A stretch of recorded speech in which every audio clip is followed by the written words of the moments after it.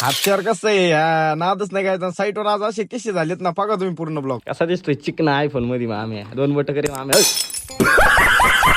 हे पाहिले फक्त एक जॅकेट केली खराब पिक्चर अजून बाकी बरं का सकाळ सकाळ साईटवर चाललो होतं नाही का सासवडीला सासरवाडीला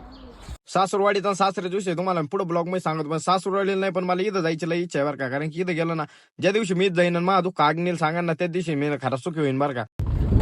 बाबा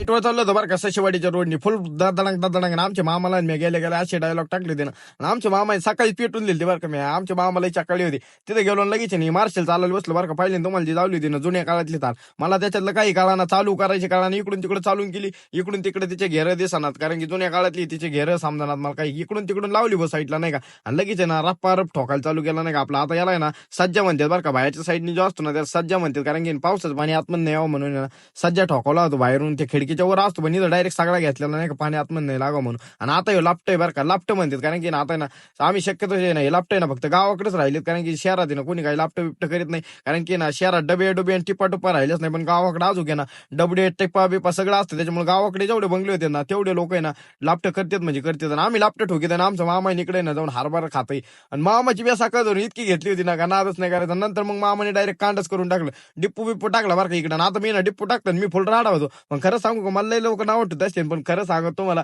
मी डिप्पू टाकतोय पण इंजिनियर लोक माहिती फॅन येतात नादच नाही करायचं विका ब्लॉगरचा विषय टॉपचा आहे आणि वरती ना आम्ही ना आता ना लापटं बांधित बरं का आमच्या मामाला ना त्यांच्या सासऱ्याच फोन आला बरं का आणि त्यांचे सासरे ना तिकडून म्हणले राम राम पाहुणे बरं का आणि नंतर मी मामाला फोन करत झाले विचारलो बरं का मामा कोण होतं मामा म्हणले सासरे ते मी आले तुमचे सासरे लय भारीत राव तुम्हाला राम राम म्हणतात मग मामा मला म्हणले तो सासरे तुला काय म्हणतात आता सांगितलं असतं बरं का पण सगळ्या गोष्टी ना इकडे ना सोशल मीडियावर नसतं सांगायचं कोणाला जर काय म्हणतो माझा सासरा ते ऐकत असलं मला पर्सनल मेसेज करा डिप्पोवर पाणी टाकून घेतलं लगेच आपण एकदा 90 मिनिटी मारून घेतली नाही एकदा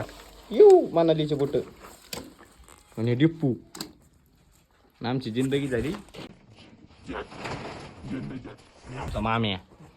कसा दिसतोय चिकन आयफोन मध्ये मामे 2 बोट करे मामे मामेने 2 बोटाच्या नादात दोन्ही कॅमेरे घातले होते आता नाही आमच्या पप्पाच्या मामाचं घरी बरं का नीचं काम आम्ही केलेलं नाही का क्वालिटी कशी आता आम्ही एवढ्या 2-3 वर्षापासून आहे ना आत्या मामा काका मामी सगळ्यांचे घर बांधून दिले नाही का सगळ्यांचे काम आम्हीच करून दिलेले आता फक्त आहे ना माझा सासरा राहिलेला आहे आता माझा सासरा कुठे ते मला माहित नाही तर त्यांचं घर बांधून दिलं असतं बरं का विषय टॉपचा आहे